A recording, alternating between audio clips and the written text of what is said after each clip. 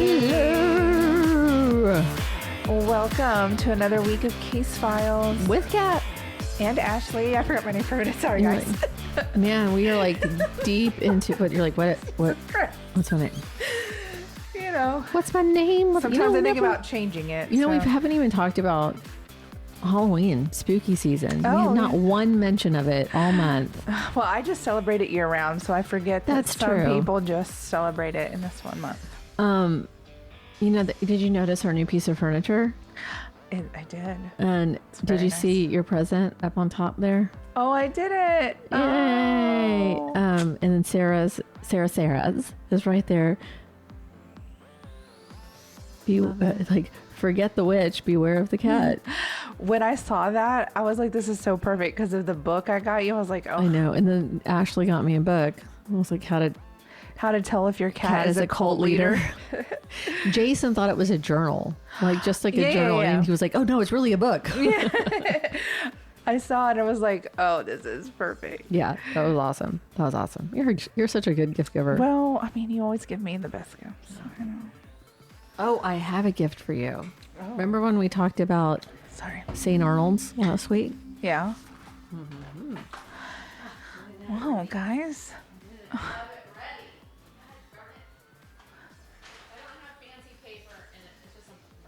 What is this present for? It's not my birthday or anything. I love you. Oh.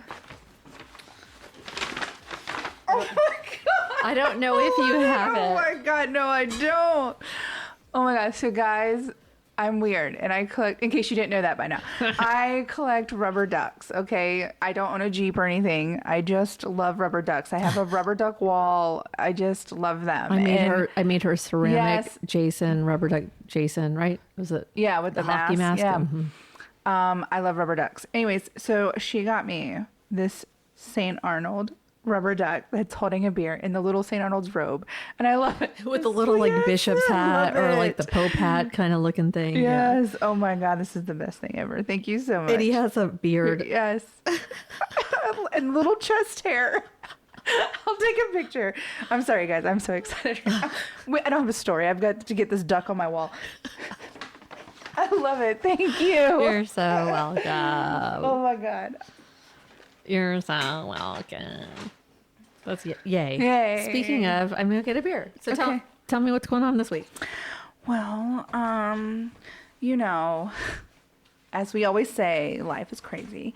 But I actually, for once, had several stories I wanted to do. And I was looking into this other one. I had already actually started working on it. And then I, for some reason, got on Reddit and the story that I'm going to talk about tonight came up because it got overshadowed by other cases. Anyways, and that always just happens. a weird. That always happens. It's a weird story. Anyways, but as far as life goes, Life in. just like I can't believe it's almost the end of the year already. That stresses me out. Let's not talk about it. That's gonna give me anxiety. Halloween is on a Friday this year, and I don't have anything planned. It is on a Friday. Yes. My house always looks like Halloween. My front yard. I'm really surprised the HOA. I guess the HOA just gave up on sending me letters because I literally keep my Halloween decorations up year round in my flower bed. It's like this haunted house with the witch and ghost around it. And like the grass is always dead in it. So it's just like fits with, I mean, it's truly like just Halloween shit all year round. It says Happy Halloween. And then my little sign that says go away is always up. So, I mean, I have a sign in front of my house. Funny. It's supposed to be a Halloween decoration, but I just permanently keep it up, and it says "Go away" because I truly don't want you at my house. Your house is like that old house. It's like, ooh, kids have stories like, ooh, the lady who lives there is Please a stay witch. away. I don't want anyone in my house. Anyways, so that being said, That's awesome. but yeah, I don't have Halloween plans, which is bizarre for me. I guess I'm just that old now. What are you doing? I mean, fucking nothing. Your neighbor's yard I know. is fucking phenomenal. Like every time I come in this neighborhood for Halloween. October 1st, it was like that.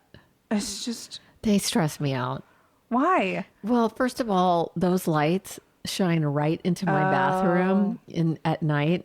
So it looks like I'm in Vegas. Like there's just bright purple lights blinking and shit. Her neighbors, like there's nothing that doesn't have something on it for Halloween.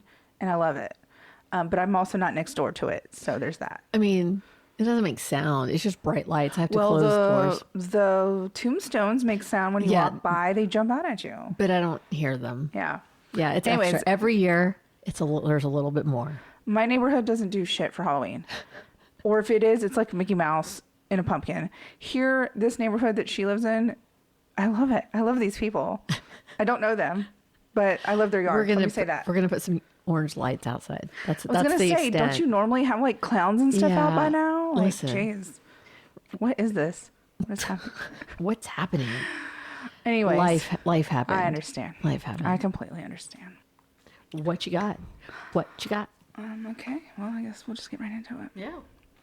Anyways, okay, so Karli Lain Guse was 16 when she disappeared in October 2018. So this is actually not really that old of a disappearance, because a lot of times the disappearances you talk about are kind of older, but this is when there's so much technology and cameras and social media. And her disappearance, like most of the other disappearances I talk about, is very strange. So Karli was born May 13th, 2002 to parents Lindsay Farley and Zachary Guse. Now, she was a toddler when her parents divorced, and her father would shortly thereafter marry a woman named Melissa. She had two younger brothers. At the time of her disappearance, they were 9 and 10. By her same mom or by Melissa? They didn't really specify who the mother was. Okay. Just that she had two younger brothers, but I'm going to assume it was with Melissa, because she was a toddler when her parents divorced. Oh, okay. And the boys are 9 and 10. But I didn't know if that was like brothers from Zachary and Melissa, or brothers that Lindsay had with another man. You know what I mean? Like in 2018, they were 9 and 10. Yes. Okay. But I don't know which parent they came from. You know what I mean? Like if they were Zachary and Melissa's, or Lindsay's and a new husband. Okay. But she had the two brothers. And Karli was described as your typical teenage girl. She had a boyfriend. She liked hanging out with her brothers. She was, just really well liked. She was a junior and she attended Bishop Union High School. When she wasn't in class, she worked a part-time job at the title company that Melissa worked for. People described her as fun-loving, really sweet, great sense of humor, that she was quiet and introverted, but she was very popular amongst her classmates and really well-liked. And at the time of her disappearance, she was 5'7", 110 pounds. She had brown hair, blue eyes, and she had her nose was pierced. So that's... she was beautiful, okay? Like, I know that doesn't really matter, but I'm just telling you, she was so pretty. And she was really well liked, and she was really well respected. She did not have a troubled home life. Like, there was no abuse happening. There was nothing like that going on in her house that they talked about, that I saw anywhere. Because that is sometimes, a teenager would run away for those reasons, but that wasn't happening. In August 2018, Karli moved with her father and stepmother to Chalfont. I don't know if I'm saying that right. Chalfont, California. Chalfont. Okay, that's how it looks if you're from there and I'm saying it wrong. Okay, well, I'm sorry. I say everything wrong. Chalfont, at least, I will say I do know that is absolutely how you say her last name is Guse, because I looked it up a million times. Anyways, Chalfont is, at the time of all of this happening, was a rural community with only around 650 people living there. And because it was a smaller community, many of those people that lived there would work and attend school in the nearby town of Bishop, which was 14 miles away. Okay. At this time, Lindsay, her mother, Karli's mother, had relocated to Nevada, which was 160 miles away. And Karlie wanted to remain close to her friends, her job. She wanted to, this is where she lived. This is what she knew. And so she decided to stay with Zachary, even though Lindsay had been granted full physical custody of her. Oh. But Lindsay was like, okay, I mean, you're a teenager. You can make that choice if you want to stay. She didn't want to force her to be away from her friends and whatever else. So close to the time of Karlie's disappearance, she was dealing with some consequences that she brought upon herself. She had been suspended from school because she had been caught smoking marijuana on campus. Her grades had started to plummet, and because of this, her parents were like, you need to, like, they basically forced her to attend counseling. Like, why are you smoking weed? Why are your grades suddenly dropping? Like, are you unhappy here? Like, you are the one that wanted to stay here, right? Like, what's going on? And, but the counseling seemed to be helping her get back on track.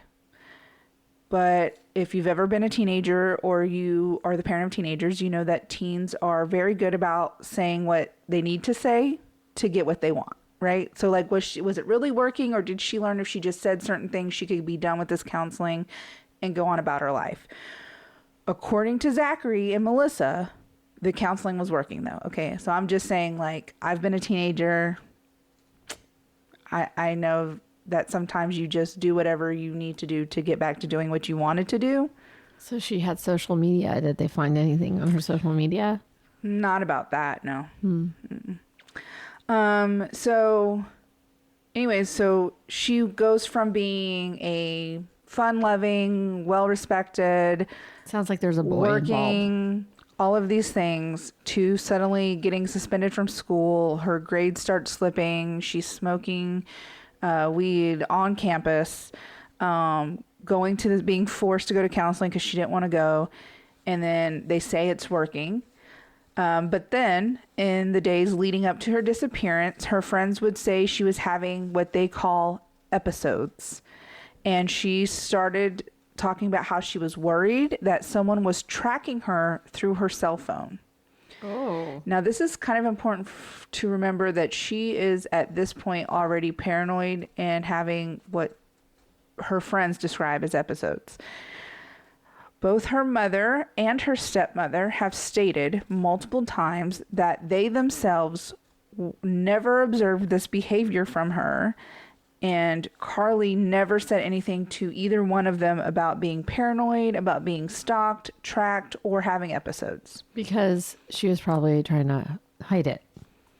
But why didn't the counseling discover that she was having episodes and paranoid and stalking? You know what I mean? Like, if it was truly working, why didn't the counseling? Right. Because this is literally just days before she disappears. I feel like her friends know more than a counselor would know. Right? Anyways, so she's having these episodes. That's the word her friends use. And that she was worried someone was tracking her through her cell phone.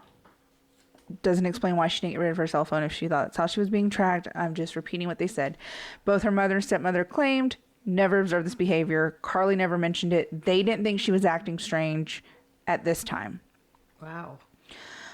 On October 12th, 2018, Karlie asked Melissa, the stepmother, if she could attend a football game at the high school.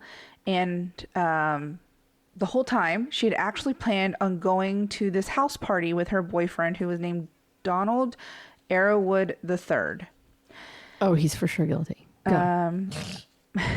Melissa, thinking she was actually going to go to this football game. I think I spend most of my time listening to your stories, trying to figure out who done it, rather than like really listening, because I'm always like, oh, it's him. Yeah. It's him. I feel like I think that's what I do. I'll pay attention more. So Melissa, thinking that, Karlie was doing better, that this counseling was happening and everything was going well, thought that, yeah, she's going to this football game. It's good that she's being social. But of course, she said she could go. And around 8 p.m., Melissa actually called to see if Karlie needed a ride home from the game. But Karlie reassured her that her boyfriend would be driving her home. At this point, the events that unfold are only known, and everything I looked at put known in quotation marks, because the information strictly just comes from Karlie's parents, like dad and stepmother, and then the people that were at the party. There's no proof that these chain of events happened the way they happened, because Karlie was not around to verify. And there's no footage. Cell phone tracking, cell phone pings, cell phone anything? Known is in quotation marks. Okay. So I'm just explaining why it's in quotation marks. According to the people at the party, Karlie began to panic and become frantic. She had smoked some weed, supposedly weed, and became extremely frantic.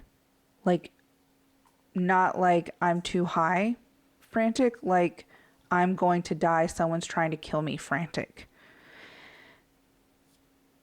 I'm going to go out on a limb here and say either someone laced that, or the people are lying about what she took and she didn't actually smoke weed.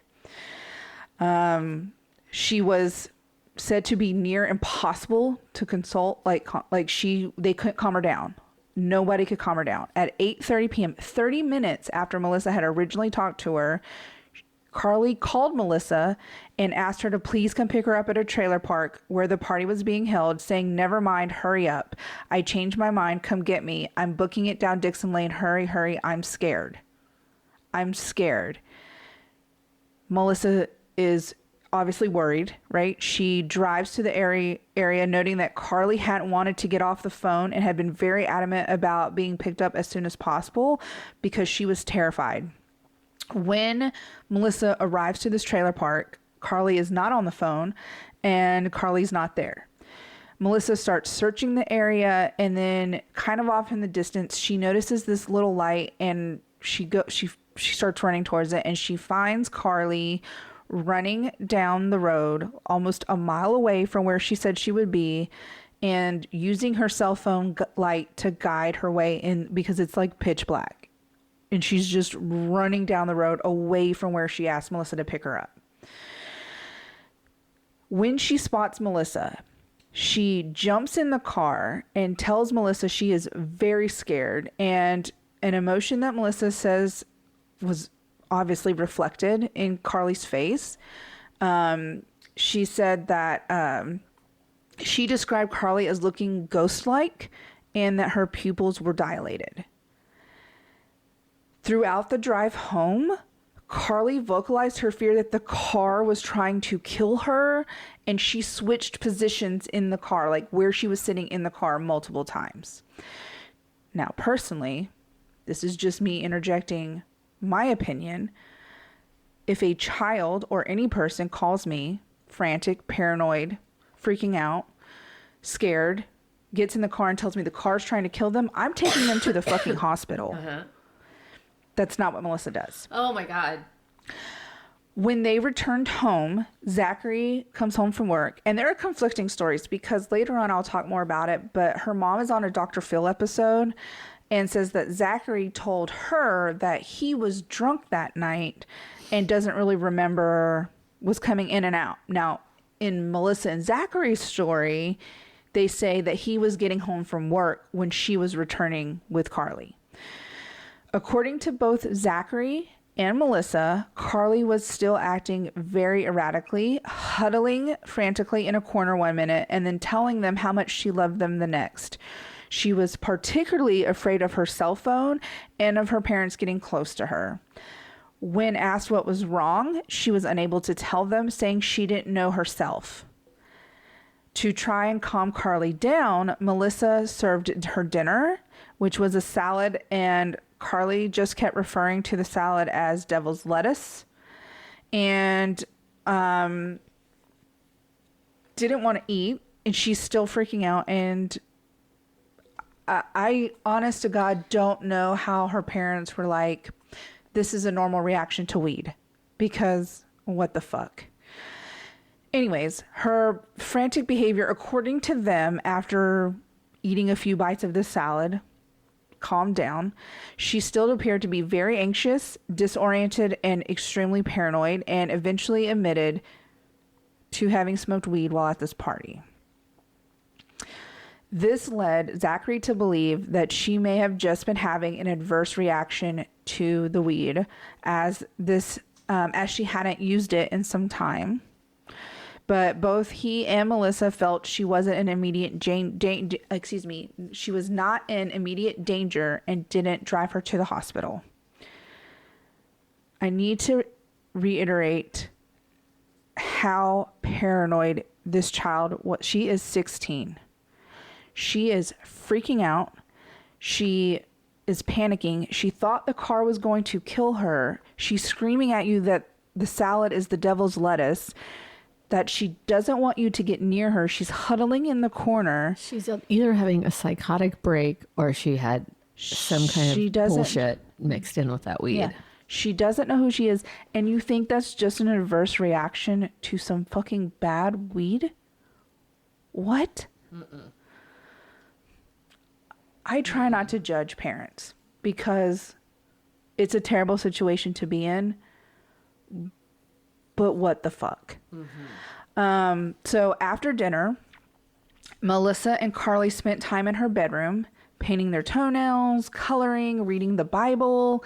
While Karlie had calmed down a little bit, she was still acting very out of the ordinary. So Melissa took out her own cell phone and began to secretly record her when she claims the intention of showing Karlie how she acted when she was high. The recording lasted for 8 minutes and 45 seconds, which have you seen it? Melissa will not let the public. She let Lindsay, the mother, see it, supposedly. And she let Dr. Phil listen to it. Not see it, but listen to it. But they have never, ever released it publicly. So it's 8 minutes and 45 seconds long. Can't the police subpoena that stuff? In this video. Or the courts? Uh-huh. I mean, maybe the courts did, but it's never been released publicly. Karlie can be heard saying she didn't want to sleep. And then she says, in case she was killed, she asked Melissa if she would call 911 if something happened to her. She said over and over on this recording, per multiple people, the mom, Melissa, Zachary, a private investigator that Lindsay hired, she is telling Melissa, if I die, if something happens to me, will you call 911? And Melissa's like, yes, I will call 911, but there's nothing wrong with you. You're fine. To which Karlie said, but yeah, if there was something wrong with me and I was dying, would you call 911? And Melissa says, yes, I would call 911 if there was something happening to you. So on the recording, it says, I really messed up today, Karlie said to Melissa, in which Melissa responds, we all do things in life that we regret, drugs especially. At some point in the recording, Karlie says that she doesn't want to go to sleep because you're going to kill me, talking to Melissa. Of course, Melissa was taken aback and asked, why would I kill you? That's preposterous. To which Karlie then responds, I'm just thinking of all this demonic stuff. I can't help it. Why would she assume that you were going to kill her? Like, after the video was recorded, the pair spent a while chatting between 10:30 p.m. and 3 a.m. This is all according to Melissa. And they both fell asleep. Now, Melissa says that she slept in Karlie's room with her to keep an eye on her and to just comfort her.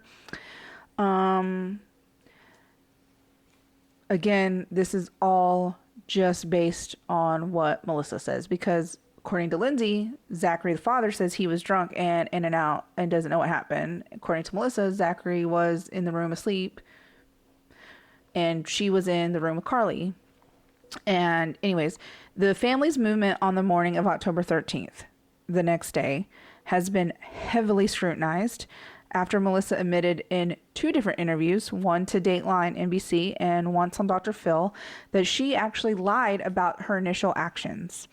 Initially, she said she had gone on about her usual routine of waking up at 5:45 a.m. and getting the kids ready for school.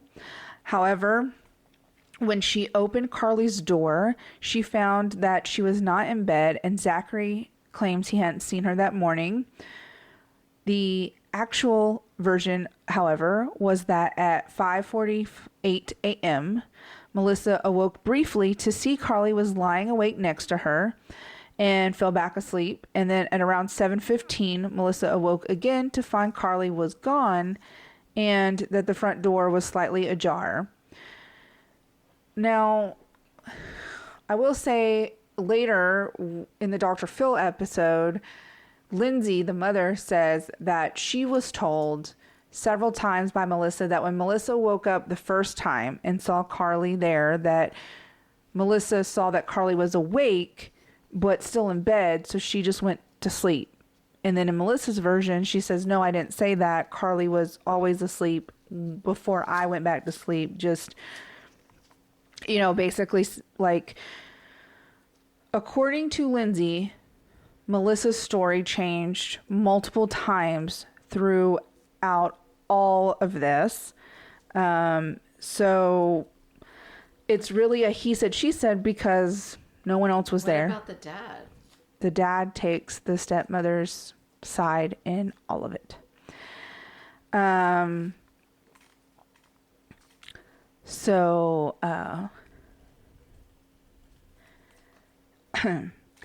Like I said, it was back for it. So we're talking, what blows my mind is October 13th would have been a Saturday. So why were you getting your kids ready for school? And then in a later interview, Lindsay says what really happened was that Melissa was getting the boys ready and took them to her parents' house to have them out of the way because they were then going to go search for Karlie and didn't want the boys around to see all of what was happening, right? They didn't want them to worry. Story changes multiple times across multiple interviews, across multiple resources of what the story is. If the kids were getting ready for school, if they were going to the parents' house, if Melissa was just full of shit, if Lindsay's correct. It's crazy. It's truly so chaotic because you have this teenager missing after a paranoid episode, and you've got the father and the stepmother over here saying one thing, the mother in a whole nother state freaking out saying one thing, the private investigator is obviously agreeing with the person that paid him.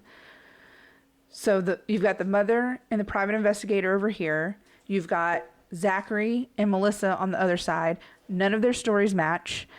None of them make sense. They're constantly changing. It's just strange behavior from all of them, because why are you all acting like this and not focusing on the fucking child missing? Anyways, worried. Okay, the front door slightly ajar, according to Melissa at 7:15. Worried, she and Zachary spent the next 2 hours driving around looking for Karlie, thinking she had just gone for a walk to clear her head. Okay, so you thought she was just going for a walk, but it was so serious enough that you took your 2 other kids to someone else's house so that you could look for her? Weird to me. At 9:35 a.m., after not being able to locate her, Zachary called Lindsay in Nevada, who then told him to call the police. So they didn't even call the police.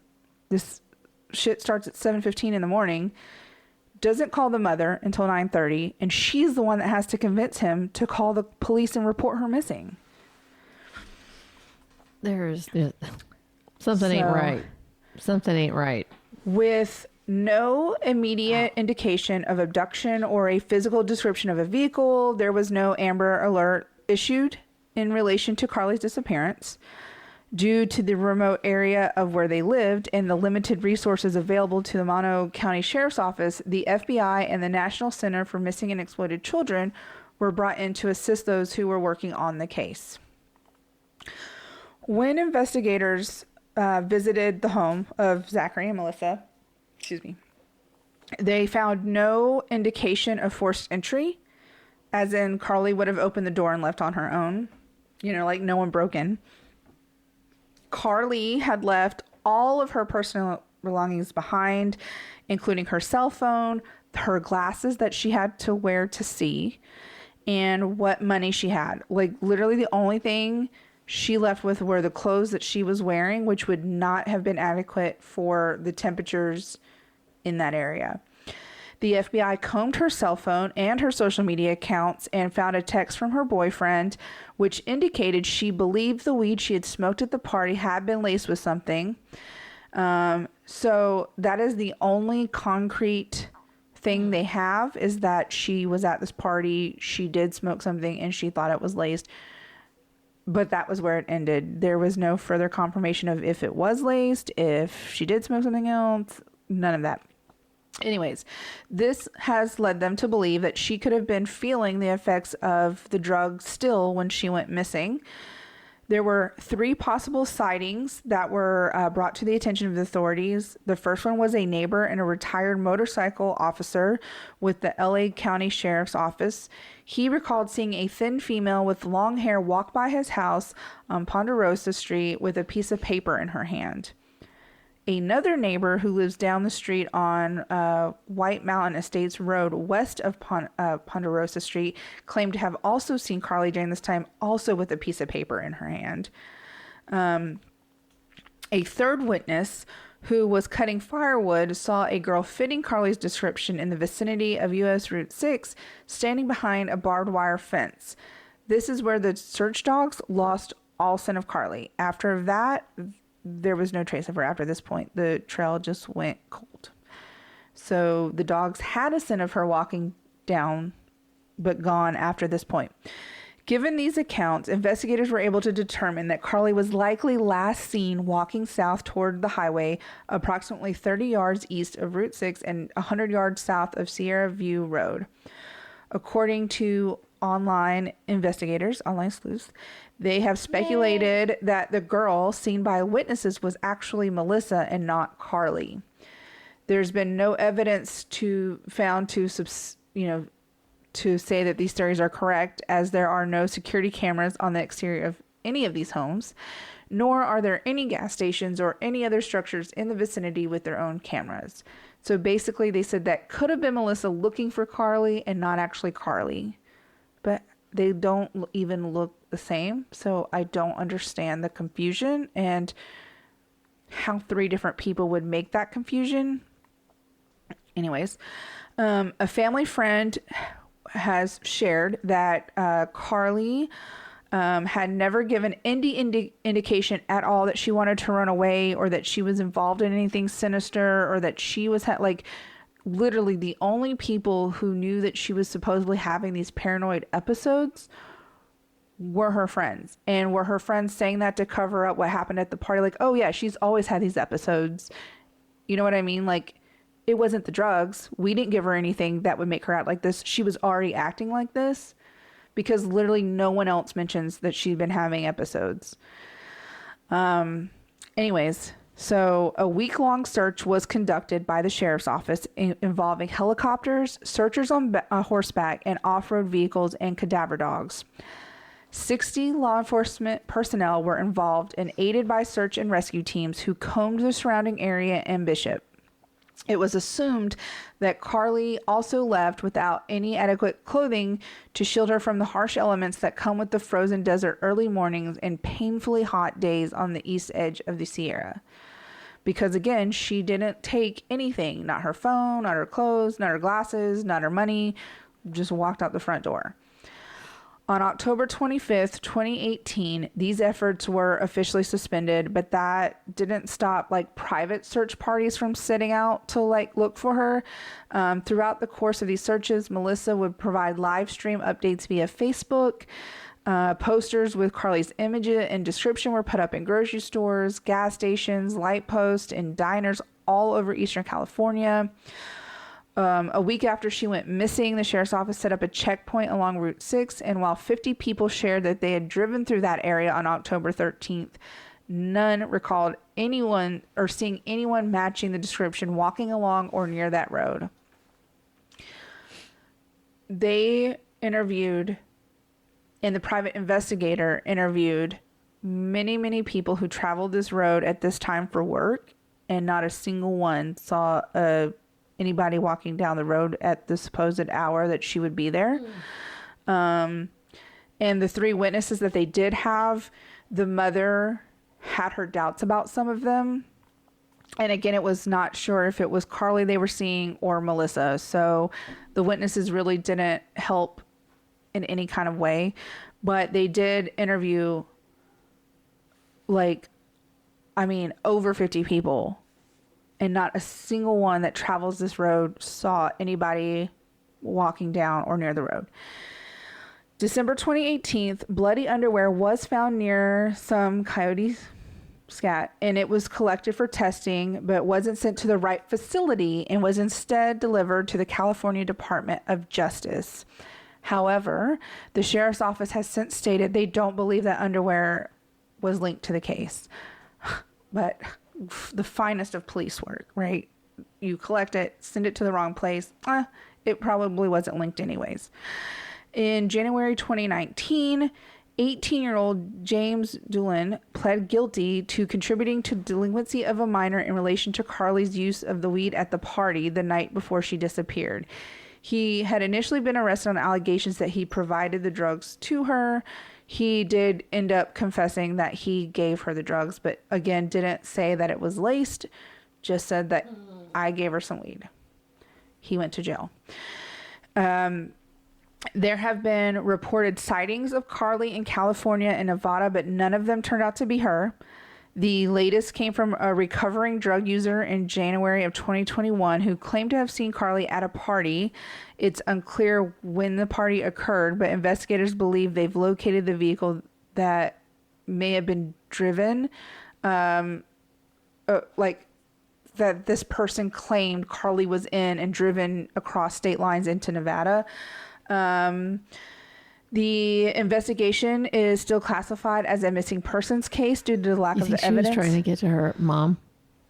I don't think so.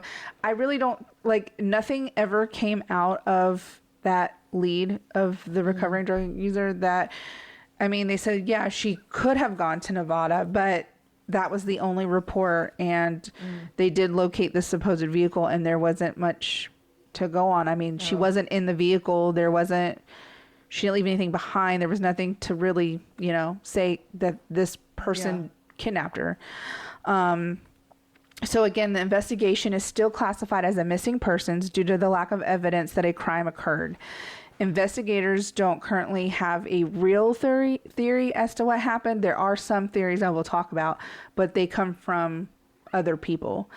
Their tip line has received numerous calls, but there hasn't been a single viable lead. In 2022, the National Center of Missing and Exploited Children released an age progression image of what Karlie looked like at almost 20, but nothing came from that. A private investigator hired by Lindsay said the sheriff's office had not followed proper protocol when investigating Karlie's disappearance, citing the fact they didn't take her bedding for analysis. They also didn't search either of Melissa or Zachary's cars for evidence. You think they did something? Lindsay thinks they did. Lindsay is very adamant that she thinks Melissa and Zachary did something to her daughter. Lindsay fears her daughter might have overdosed on the night she went missing, and while Melissa claims no, she was abducted. So Melissa doesn't think she ran away. Melissa thinks that she was abducted or picked up for sex trafficking. Lindsay thinks that she overdosed and Melissa and Zachary were trying to cover up for not getting her help and hid the body. Lindsay recalls, so Melissa recalls a chat she had with Karlie where Lindsay, the actual mother, recalls a chat she had with Karlie where she asked about LSD. This led Lindsay to suspect that she actually took LSD at that party and was high that night and obviously having a bad reaction to the LSD and hallucinating, which would make sense with her behavior in that she feels Melissa and Zachary failed by not taking her to the hospital and doesn't understand why they didn't take her to the hospital. She claims on the recording that Karlie says to Melissa, call 911, and Melissa says no. Supposedly Dr. Phil listens to this recording. Like in the episode, you can see him listening, and he says that she doesn't flat out say call 911. She says, if something was happening to me, would you call 911? If there was something wrong with me, would you call? And Melissa says, yes, I would call.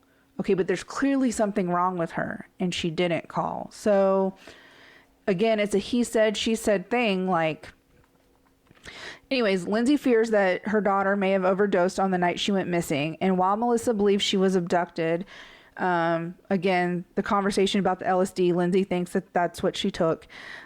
Lindsay feels that Melissa awoke to find Karlie had died. And she says that, you know, Melissa keeps changing her story. She lied about what they did the next morning. They didn't call me. They took the boys to this person's house before going to look for her. So they obviously thought it was going to be more serious than it was.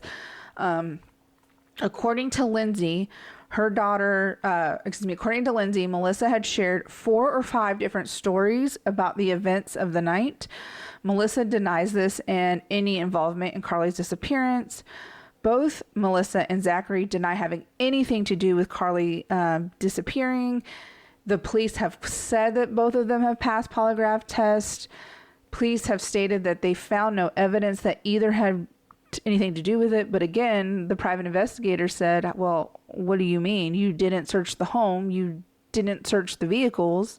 So, so these are some of the most widely believed theories online from Lindsay, from just from different places. This is not from the police. So the first theory is provided by Lindsay and some online sources that Karlie died from that drug overdose. Many feel that she may have made it out of the house alive, and some have noted her erratic behavior could not have solely been the result of her having smoked weed that led to the belief that she had taken something else, such as the LSD, which would explain her behavior and the strange thoughts on that night she went missing, and that Melissa and Zachary basically just covered it up to save their own ass. Another theory is that, and this one is one of the more popular ones, suggested that it was suggested by Melissa and Zachary that Karlie was kidnapped, most likely walking along Route 6. During an interview with them, Dr. Ville speculated that she may have been picked up by human traffickers while walking along the highway, meaning that there's a possibility she could still be alive and being forced to work in prostitution somewhere. The other third theory is that Karlie ran away. However, many have stated this would be extremely strange because she hadn't packed anything. She didn't even take her glasses. She had never talked about running away. Literally nothing of hers was missing from the home.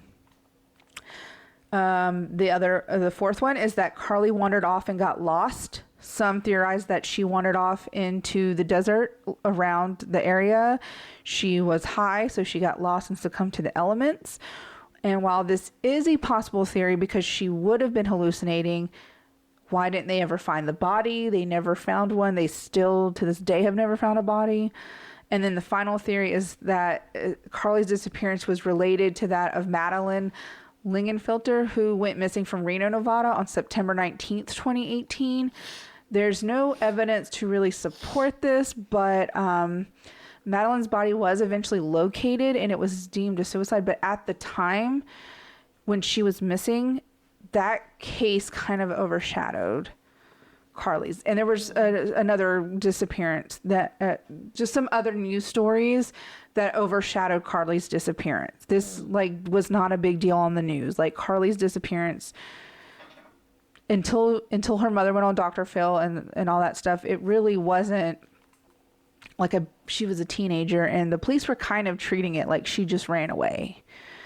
They didn't flat out say that, but based on how they investigated it and everything, it just, that's how it comes off. She's a teenager. She ran away. She'll be back. It. Right. So the aftermath. So there is a Facebook page called Bring Karlie Home. And that was created to help raise awareness about the case. Karlie's disappearance has twice been featured on Dr. Phil with her mother, father, and stepmother. The case has been covered on Crime Stories with Nancy Grace. There have been, now years later, there has been a lot of coverage on Karlie. Lindsay has kept up a constant stream of social media posts and efforts to keep awareness of the case in the public eye. She has pleaded for anyone to come forward that has information. On the Dr. Phil episode, again, they, I'll talk more about that because the most recent one was this year in April. But she's been on there twice. And so, throughout the course of the investigation, the family has been subjected to ridicule and cruel comments by those online because many people believe wholeheartedly that Melissa and Zachary had something to do with this disappearance. And then in 2021, Karlie's father was arrested on a felony count of corporal injury to a spouse. There was not really any other information released on like what his punishment was, like if he stayed in jail, what the outcome was. But Melissa obviously was the spouse in question. And if you're unfamiliar with that term, corporal injury means willfully and unlawfully inflicting a traumatic injury on a person. So like punching, kicking, stabbing, breaking bones, causing lacerations. I hadn't heard that term before. Apparently it's corporal injury on a spouse. So that means that you punish your spouse. You cause traumatic injury on your partner, your domestic partner. And those would be like the punching, slapping, kicking, stabbing, breaking bones, causing bruises or lacerations, something where it's traumatic. Her brother Kane was also arrested for violence in the most recent years. Again, don't really know the story behind it other than both her father and one of her brothers have both been arrested for violence at different times. At the beginning of every football game at Bishop Union High School, the announcers remind attendees to keep Karlie in their thoughts and prayers. On April 18th, 2025, this is when Lindsay went on Dr. Phil the second time to discuss Karlie's disappearance and to discuss her theories on what happened. On the episode, her mother comes on and discusses, what the private investigator thought, and which is basically that Melissa and Zachary are lying. The police didn't do their job. Karlie should have gone to the hospital. I mean, the private investigator just confirms really what Lindsay is saying. Zachary and Melissa are also on the episode, but they refuse to be in the same room as Lindsay because of her accusations. So like every time Dr. Phil wants to talk to them, Lindsay has to leave the stage. They come out. When he wants to talk to Lindsay, they leave. And then, so when they're talking to Lindsay, they have Melissa and Zachary on like this little screen, for the audience to see. Their body language is so fucking weird. Just like looking at each other and smirking when Lindsay says certain things, just the way they are, it's just weird. So anyways, Lindsay is very adamant that the recording clearly shows that Karlie needed medical attention and Melissa would not call, would not take her, would not get her help. The private investigator says in the recording there was a clear statement where Karlie asked Melissa to call 911 immediately and Melissa says no. Melissa and Zach, again, refused to let the public listen to this recording or watch this video. Now, on the episode, they did allow Dr. Phil himself to listen to it on headphones. He states, after listening to the audio, that Melissa did a good job of calming her down and reassuring her. He also states that Karlie did ask Melissa if she was dying, would you call 911? And Melissa said yes. However, he says he agrees that nowhere in the recording does Karlie straight out ask Melissa to call 911. Either way, to me, I cannot believe, considering the amount of panic and how many times she asked, would you call 911, that they did not call 911. But so during the episode, again, Zachary and Melissa are just acting weird. And why would you not release this audio if you're like, Melissa says she's so tired of people making accusations against them. So why not just release the audio, right? Like, you don't have to release the video. You don't have to show people what she looked like in that moment. You could release the audio, but they won't. Lindsay fully believes that Karlie had a drug overdose, that she was begging for help, and that she was ignored, and that Melissa and Zachary covered it up, and that they should be held responsible. I will have a link to the full Dr. Phil episode in the resource notes if you want to watch it. It's kind of frustrating, honestly. Both Lindsay's mother and the stepmother and father is just... I think they're all losing focus. Anyways, to date, no one has any idea what happened to Karlie at all. It would seem that she literally had a paranoid episode, walked out the front door, and vanished into thin air. Karlie would be 23 years old this year, and I'm going to play a clip from her youngest brother, Cole. It is a little sad. This comes from a 12-part video series that highlights memories and moments and experiences carried by the family and community of Karlie. It was actually put together by the FBI, and it is on the FBI's playlist. You can go to YouTube and you go to the FBI's actual YouTube channel and type in, the series is called The Things They Carry. And it's just the 12 videos from different family members and people who knew Karlie. And again, it was to kind of highlight and bring back all these memories. Again, I'll have it linked in the show notes, but I am going to play that video now. It's like my body's telling me that she's still here, but we have absolutely no clue in the right mind where.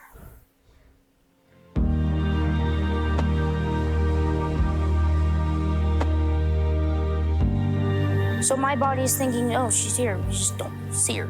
She's invisible. I don't know. Or she's gone.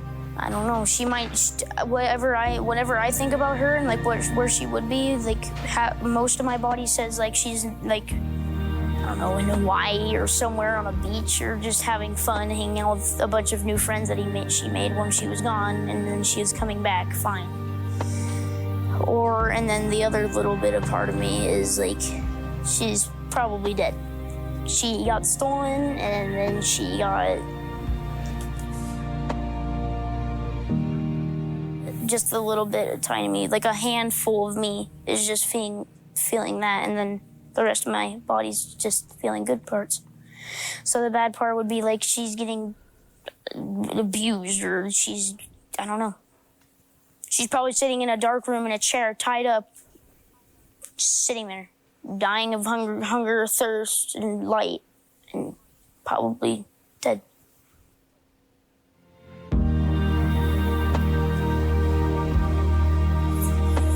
Sorry.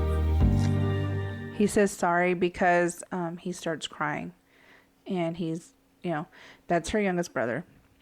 And it is heartbreaking to know that that's how he feels, and he is really young. I mean, he was 9 when she disappeared, and in this video he still looks. Anyways, so her mother said, I will never give up looking for her. Nothing makes sense. There are lots of unanswered questions. I want to know where my baby is. Somebody knows more than they are saying. She very much, to this day, still actively looks for Karlie. She posts in that group. She goes on interviews. She will talk to anyone that listens to her. She has never for a moment given up looking for Karlie. And at one point, Melissa said that she thought Lindsay's behavior was weird, like when the searches were originally happening, because Lindsay didn't go out on the searches. But Lindsay was like, I was paralyzed. My daughter is missing, and she was having a psychotic episode, and I was frozen in fear. She was like, I agree. I didn't go on the searches, but I was frozen. I didn't know what to do. But ever since then, she has never stopped at all. To this day, still looking for her. There is a $10,000 reward that is being offered for any information about Karlie's case or the disappearance. If anyone has any information about her, they are asked to call the Mono County Sheriff's Office or email Karli Guse tips@monosheriff.org. You can also call the FBI Sacramento Field Office or the Secret Witness Hotline. All of these numbers, email address, all of that will be in the show notes. because it's a lot. There's 3 different numbers and an email address that you can call. And then in the resource notes will be a link to that YouTube series, the Dr. Phil episodes, the Facebook page of Bring Karlie Home, and then some news articles and other things like that. But that is my story on Karli Guse and her disappearance. And I just really wanted to tell a story because I think it should be out there because what in the actual fact, I'm so suspicious of Melissa. Mm-hmm. Because why hold on to a video? Why make that video at all? Like, I get you say you want her to see how she was acting, but you could clearly tell she was in distress. And I don't think she would have needed that video reminder. I find it so weird that that was her decision. Oh, she's clearly having an episode. She's clearly paranoid, freaking out, thinks that she's dying or might die, and then I might kill her. So let me stop and take this video of her. I find that so bizarre. Like, I don't know. I would be comforting her. I would be trying to get her help. Maybe like anything but filming her. It's so weird to me. And I just feel like, I don't know that she had overdosed, but I feel like something happened. She obviously had some reason to believe that Melissa might try to kill her. She asked over and over, if something was wrong with me, would you call 911? So she clearly thought something was wrong with her. Nope. What is happening? They failed this girl. Yes. And it's really sad. And yes. 100%. I would side with, even though I think the mother's behavior in some of the interview is a little strange, I would side with her. Like, why didn't you take her to a hospital? I can't believe they didn't check the vehicles or the house or anything. I can't believe they didn't take her to the hospital. Like, my fucking God, what if she, like, how many times does she have to tell you that she thinks she's dying, that something's wrong with her, that she's having a demonic episode? How many times does she have to say that to you for you to be like, oh, maybe she should be somewhere? You know? And then, like, the first time you woke up and you saw her awake and you just went back to sleep for another 2 hours, you didn't hear her get up, you didn't hear her leave. If she was really having an episode, there's no way she was quiet about it. You know what I mean? She just got up and sneakily left the house. I don't believe it. I don't believe it. So, I don't know. I don't believe this. I don't believe her father or the stepmother at all. I'm not saying that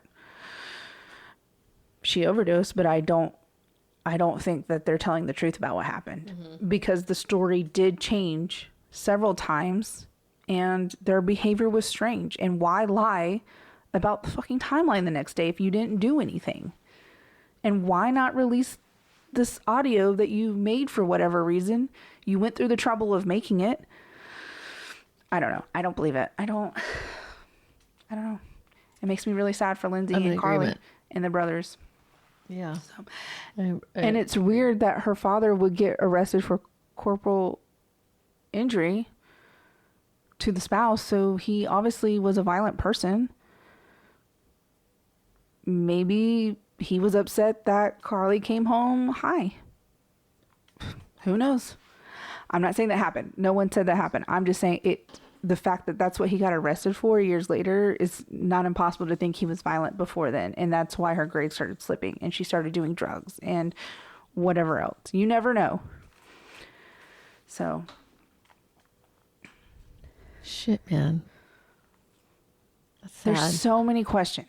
There's so many questions. Why was she such a good person and then suddenly started doing drugs and thinking she was paranoid in an episode? I mean, clearly she had other things going on, and I feel like her parents just failed her. Not her mother. Her mother wasn't around. Maybe they were the thing that was going on. That's what I'm saying. So I don't know. I just. Well, I hope if you see something, say something, y'all. For sure. For sure. This is like definitely one of those. And if you're at a party with someone and they are clearly not okay, the cops do not care. They want to help that person. You can figure out the rest later. But I don't know. I feel like someone at that party should have helped her. They let her run away. and run down the street. Yeah. Like, where was the boyfriend? That's another question. Anyways, so I'm sorry. I'm getting off my soapbox. But I feel like so many people failed her in this situation. So. Yeah. I'm going to be thinking about this one. Yeah. The little hamster in my head is running for sure. Because, I mean, yeah, what about the boyfriend? And why wasn't everything, her phone, their phones? They claimed the only thing they found on her phone was that one text message to her boyfriend saying that she thought something was laced. There's location trackers. You could see the movement of people based on the pings of their phone. Why did she think someone was tracking her through her phone? Is there any forensics that was done? Nothing was done. They went through her. All they did was go through her phone and her social media accounts to see if she ran away. I'm pretty sure that's what they were looking for. And when she didn't come home, she was a 16-year-old. And when she didn't come home, it's usually the people that are closest to her. They didn't search the home. As the private investigator said, they didn't take her sheets from her room. They didn't interview, really, like, other than the people at the party to ask what she took or whatever. They did not investigate the step parents. They just gave them a polygraph test, which we all know is not even admissible in court. And they didn't search the vehicles. So, and then the witnesses saw Melissa. They didn't even really see Karlie. So that's crazy. Yeah. Well, great story, man. Great story. Okay. Well, if you see something, say something. And we will see you next week. But until then, please be kind to each other and to yourself. Please, please, please.